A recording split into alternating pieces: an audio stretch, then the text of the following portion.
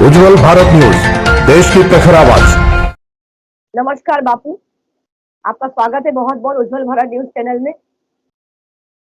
सबसे पहले तो ये प्रश्न निकल के आता है कि इन 16 दिनों के श्राद्ध के महीने का महत्व क्या है और हम ये श्राद्ध क्यों करते हैं। हमारा सनातन धर्म हमें श्राद्ध करना क्यों सिखाते हैं, श्राद्ध हमें क्यों करना चाहिए।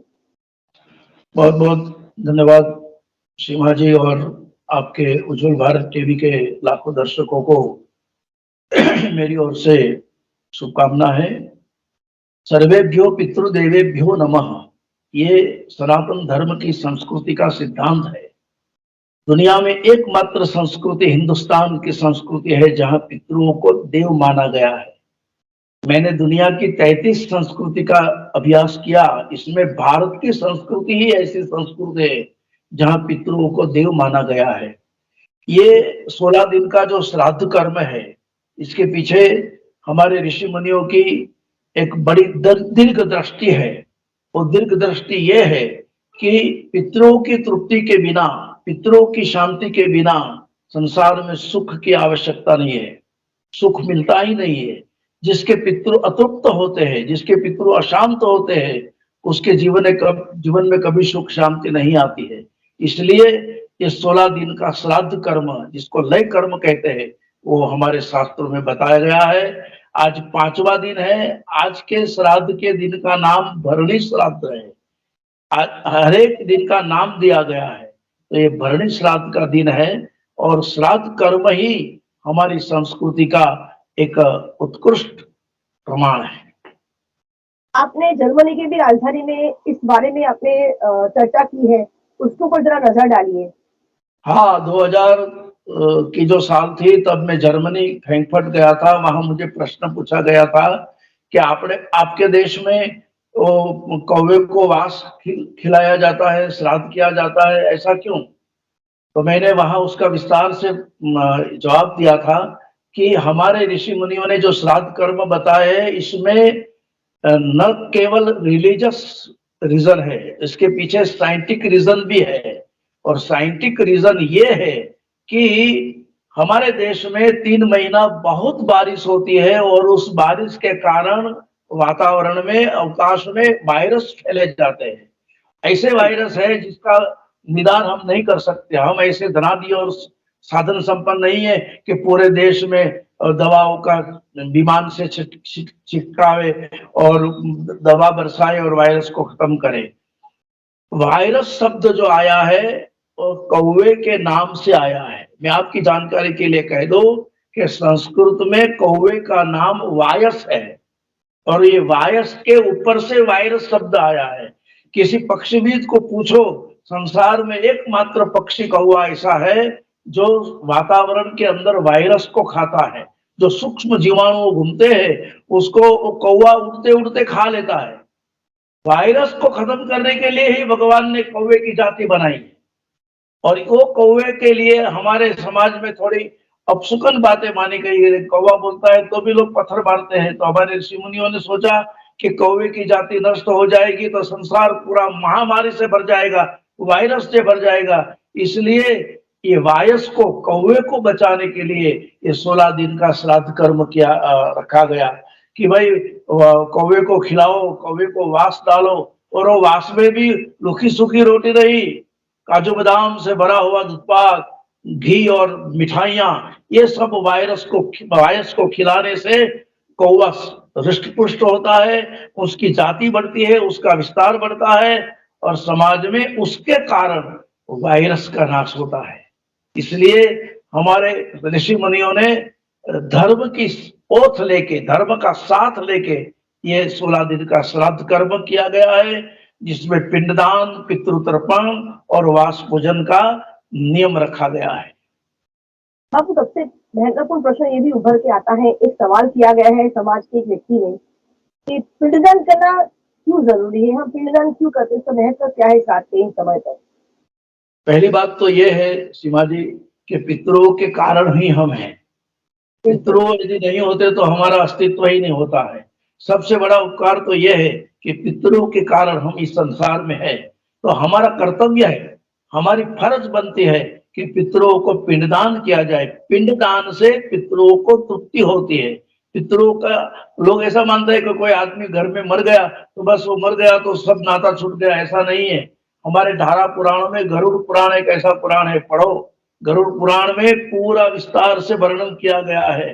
50 साल के बाद भी पितृ जागृत होता है। 50 साल के बाद भी वो पितृ मांग रखता है, हमें ये चाहिए, हमें हमारे लिए ये करो, हमारे हमने आपको संसार में जन्म दिया है तो हमारे लिए आप आपका दायित्व निभाओ। इसलिए पिंडदान की महिमा है, तर्पण की महिमा है। साल में एक बार श्राद्ध कर्म करना चाहिए, 3 साल में एक बार नारायण बलि श्राद्ध करना चाहिए, और भगवान की यदि कृपा होए तो जीवन में एक बार भागवत करना चाहिए, क्योंकि ये सब पितरों की मुक्ति के लिए, पितरों के मोक्ष के साधन बनाए गए हैं। बड़े भाग मानुष तन पावा, सुर दुर्लभ सद ग्रंथन ही गावा, जो हमारे पुराणों ने, हमारे शास्त्रों ने कहा है। इसलिए इस पिंडदान का अति महत्व है। आज हिंदी दिवस है, उस नाते मैं आपसे कुछ पूछना चाहूंगी कि हिंदी दिवस का महत्व, भाषा का महत्व हमारे इस समाज में कितना ज्यादा है।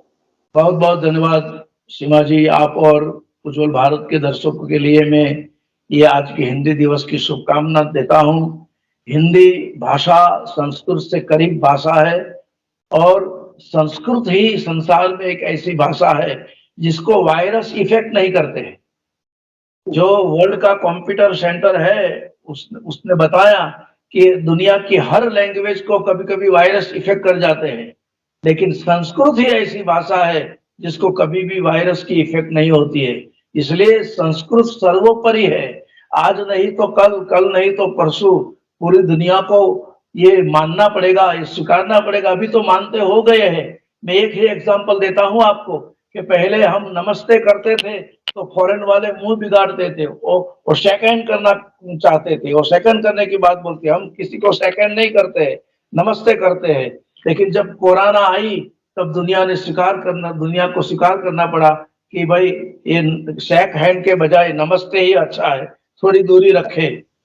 तो हमारे ऋषि मुनियों ने, हमारे महात्माओं ने, जिसने भाजी का पान खा के जीवन गुजारा है, पिपलाद ऋषि, दुर्वासा, दुर्वा खा के जीवन जिला, कर्णाद ऋषि, ऐसे जो ऋषि मुनियों ने जो शास्त्र बताए हैं उसका अध्ययन करो, उसका अभ्यास करो। इसके पीछे न केवल धार्मिकता है, इसके पीछे वैज्ञानिकता भी है।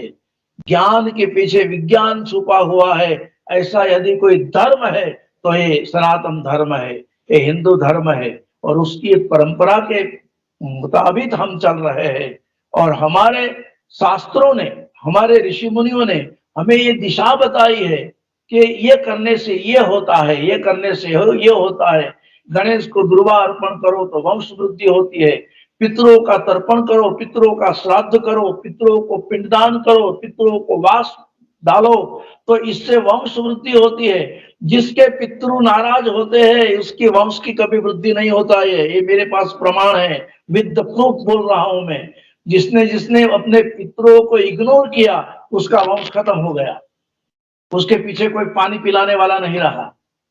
इसलिए ये हमारे धर्म शास्त्रों ने जो श्राद्ध कर्म की परंपरा बताई है, ये 16 दिन का जो पर्व मनाया गया है, जैसे नवरात्रि माता जी का पर्व है, जैसे गणेश चतुर्थी गणेश जी का पर्व है, जैसे सावन महीना भगवान शिव जी की उपासना का पर्व है, बिल्कुल उसी तरह ये भाद्रपद के कृष्ण पक्ष के 16 दिन इस पितरों के आशीर्वाद लेने का पर्व है, पितरों की कृपा उतारने का पर्व है। बहुत बढ़िया। और एक सवाल ये भी आया है कि पंच देवता की हम पूजा करते हैं, तो पंच देवता कौन कौन से पंच देवता है, उसके बाद हम कहते हैं कि पितृ देव भव, पिता को भी हम लोग ने देव का स्थान दिया है, तो इन दोनों में क्या समन्वय है।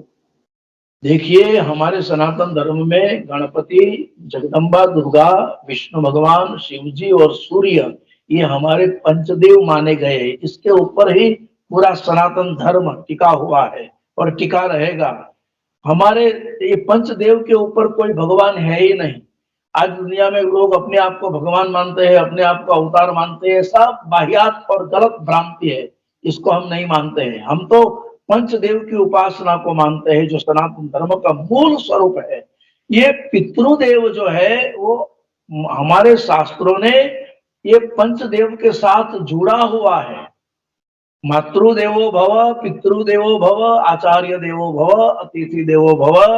ये पितरों को देव मानने की जो परंपरा है, इसके पीछे हमारे शास्त्रों का ये निर्णय है कि पंचदेव के साथ पितृ भी देव है। हर घर में पंचदेव की पूजा होती है, तो साथ में अपने जो स्वर्गस्थ हुए हैं वो पितरों को भी पूजा किया जाता है, उसको भी याद की जाती है, उसका भी सुमिरन किया जाता है। इसलिए ये पंचदेव के साथ हमारे पितृदेव की पूजा की जाती है। एक आखिरी प्रश्न है कि कहते हैं कि मोक्ष प्राप्ति, मोक्ष का मिलना बहुत मुश्किल है, शायद कभी कभी नामुमकिन सा लगने लगता है, लेकिन कहते हैं कि इन 16 दिन के पितृ पक्ष के दरमियान अगर हम लोग ने सही तरीके से पिंडदान किया, हर रीति रिवाज को निभाया, तो कहते हैं कि मोक्ष का रास्ता बड़ी आसानी से मिलने लगता है। तो मोक्ष और जो ये हमारे पितृ पक्ष का जो ये रीति रिवाज है, उन दोनों में क्या समन्वय है?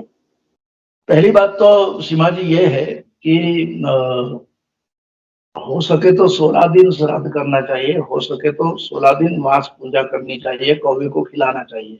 लेकिन ये ना हो सके तो जो अपने स्वर्गस्थ गए आत्माएं हैं उसकी जो तिथि आती है, जैसे आज पंचमी है तो आज भरणी श्राद्ध किया जाता है, एक दिन ऋषि मुनियों का श्राद्ध किया जाता है, एक दिन पिताओं का श्राद्ध किया जाता है, एक दिन मातरों का श्राद्ध किया जाता है। ऐसे 16 दिन लिखे गए हैं। पिंडदान करने से मोक्ष मिलता है, पिंडदान करने से पितरों को आत्मा को शांति मिलती है। लेकिन मैं तो उसके साथ साथ ये भी आज के युग में आज के न्यू जनरेशन को कहना चाहूंगा कि पितरु मर जाए और बाद में आप उसको पूजा करे, वास नाखे तृप्त करे, इससे पहले आपके घर में जो पितरु बैठे हैं, जो हयात है माँ बाप, उनकी सेवा कीजिए। माँ बाप यदि भूखे मर जाएंगे, माँ बाप यदि असंतुष्ट और अतृप्त होकर मर जाएंगे, उसके बाद आप पितरों को वास डालेंगे, छपरी पे चढ़ के कौवा कौवा आवाज दे के कौवा को बुलाएंगे, ऐसे कौवा नहीं आएंगे। वो कहते हैं कि हम जब हयात थे तब तो आपने पानी तक नहीं पाया, हम जब जीवित थे तब आपने हमारे सामने भी नहीं देखा, और अब हमको कौवा बना के बुलाते हैं। तो साथ में ये भी करना चाहिए, ये दायित्व हमें भूलना नहीं चाहिए, अपने माँ बाप की सेवा का। हमारे गुजराती में एक दोहा है कि जीवता जाणीने जोયું नहीं અને પછી પીપળે રેડે પાણી। જીવતા મા બાપની સેવા કરી નહીં, જીવતા મા બાપને દુઃખ આપે, જીવતા મા બાપને કાયમ રડાવે અને પછી મરી જાય પછી ફોટાને હાર પહેરાવે અને એને એને એને એને એને માટે રડે, તો ये सब व्यर्थ है। अपने पितरों। हाँ बोलिए बोलिए। अब एक बहुत बड़ा प्रश्न है कि इस बार एक श्राद्ध कम है, एक दिन श्राद्ध नहीं किया जाए, 17 सितंबर को इस बार श्राद्ध नहीं किया जाएगा, वो तिथि कौन सी है और ऐसा क्यों? तो प्रश्न आया है। नहीं, एक श्राद्ध कम नहीं, पूरे 16 दिन का ही श्राद्ध माना जाता है, पूर्णिमा से लेके अमावस्या तक। लेकिन कभी कभी ऐसा होता है कि एक तिथि की वृद्धि होती है और एक तिथि का क्षय होता है, उसको भी हम पंचांग के अनुसार 16 श्राद्ध में गिन लेते हैं। तो एक भी श्राद्ध कम नहीं मानना चाहिए, पूर्णिमा से अमावस्या तक 16 दिन का श्राद्ध करना चाहिए। जो तिथि का क्षय होता है उसको अगले दिन मनाया जाता है, जो तिथि की वृद्धि होती है उसको पिछले वाले दिन मनाया जाता है। लेकिन जिसकी पितरों को जो तिथि है वो उनमें से पकड़ लेनी चाहिए, ऐसा है। बहुत बहुत अच्छा लगा आपसे चर्चा करके बापू। आज के दिन श्राद्ध का समय चल रहा है और आज के दिन इस प्रकार की चर्चा करना बहुत जरूरी है। धर्म के पीछे, हर धर्म के पीछे मैंने देखा है कि सनातन धर्म के पीछे विज्ञान छुपा है, और विज्ञान और धर्म जब साथ में काम करता है तब विश्व का विकास होना जरूरी है। और आप जैसे कथाकार जब हमारे साथ जुड़ते हैं और हम जैसे मीडिया कर्मी जब आप जैसे कथा को लोगों तक पहुंचाते हैं, तो मुझे लगता है कि उनके आचरण में जरूर कहीं ना कहीं बदलाव, सकारात्मक बदलाव जरूर आएगा। पहले तो आप जैसे मीडिया कर्मी, आप जैसे ये मीडिया के जो एक कार्य है उसके एक माध्यम से, ये आपकी मीडिया भी ज्ञान और विज्ञान का ही समन्वय है, उसके माध्यम से हम पूरे संसार को, मैं तो सीमा जी यही मानता हूँ कि धर्म इन एक्शन। आज लोग धर्म का दिखावा करते हैं, इसके बजाय धर्म पालन करने की कोशिश करें। धर्म दिखावे की चीज नहीं है, धर्म पालन करने की चीज है। अपने पितरों का स्मरण करे, अपने पंचदेव की उपासना करे, जीवन में प्रामाणिकता, न्याय, नीति और धर्म का पालन करे। हमारे खुद राम बोले हैं, धर्म न दूसर सत्य समाना, आगम निगम पुराण बखाना, रमति देव बलि भूप सुजाना, अन धर्म धरे सही संकट नाना। तो धर्म दिखावे की चीज नहीं है, धर्म पालन करने की चीज है। संसार में जो अपने धर्म को मानता है, सभी धर्म को हम प्रणाम करते हैं, सभी धर्म को हम नमस्कार करते हैं, लेकिन जो अपने अपने धर्म में रत रहता है, जो अपने अपने धर्म का पालन करता है, उसके ऊपर भगवान की भी कृपा उतरती है, पितृदेवों की भी कृपा उतरती है, और सुख और शांति का अनुभव होता है। बहुत बहुत धन्यवाद है आपको और उज्जवल भारत टीवी चैनल को कि आप ऐसे प्रश्न लेके आती है जिससे लोगों को जानकारी मिले। अस्तु, धन्यवाद। जय सिया राम, जय सिया राम। जय श्री राम, जय श्री राम, नमस्कार।